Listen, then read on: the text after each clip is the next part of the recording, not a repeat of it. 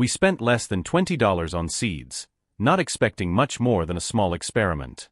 By the end of the season, our backyard was feeding our family with fresh strawberries, melons, and watermelons almost every day. It all started with choosing the right place.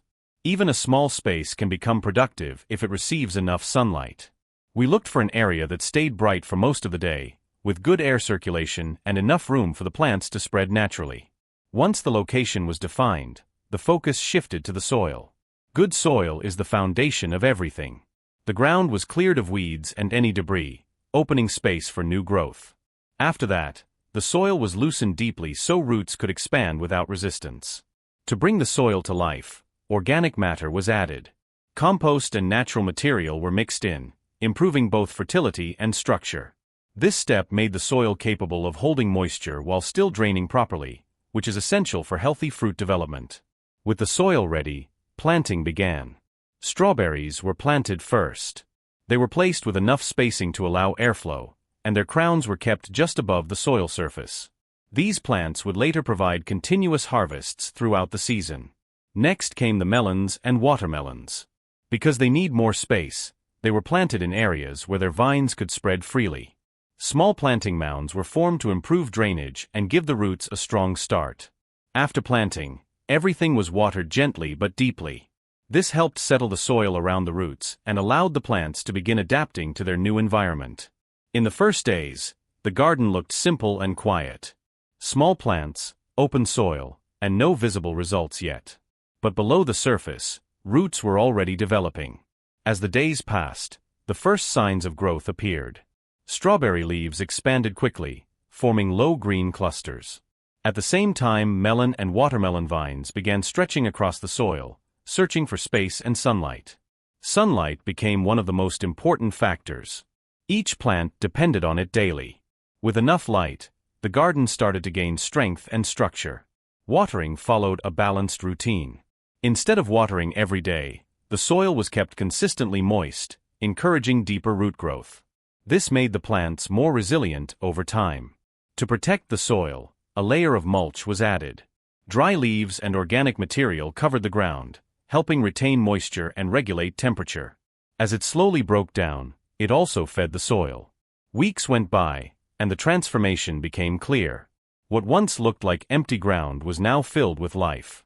Strawberry plants spread across the soil, while melon and watermelon vines extended in all directions. Then came the flowers.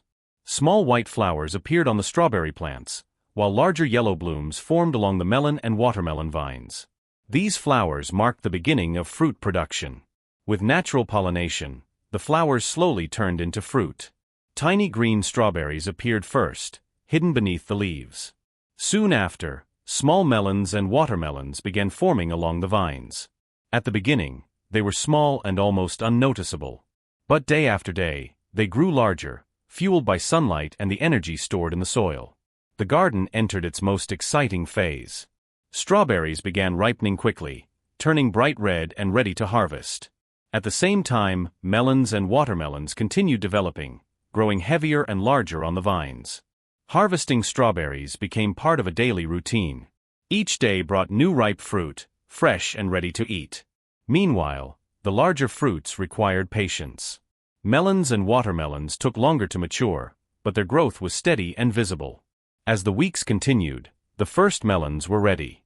Their color changed, their aroma became noticeable, and they were carefully harvested at the right moment. Soon after, the watermelons followed.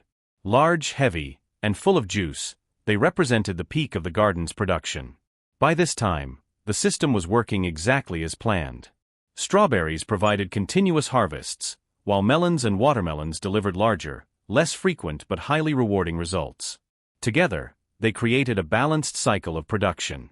Back in the kitchen, the difference was clear. Fresh fruit filled the table, sweet strawberries, juicy melon slices, and refreshing watermelon. Everything came directly from the backyard. What started as a small investment had turned into a reliable source of food. Maintenance remained simple even during peak production. Occasional watering, removing weeds, and keeping the soil covered were enough to sustain the system. The soil itself improved over time. Organic matter continued breaking down, feeding the plants and supporting future growth. Even as some plants slowed down, others continued producing, extending the harvest across the season. By the end of the summer, the result was undeniable. A small space, less than $20 in seeds, and consistent care had created months of fresh fruit. It proved that growing food doesn't depend on having more space or spending more money. It depends on understanding how to work with nature. In the end, the garden became more than just a source of fruit. It became a system, one that continued giving, growing, and feeding the family. 3 crops, 1 small backyard, and an entire season of harvest made possible with a simple beginning.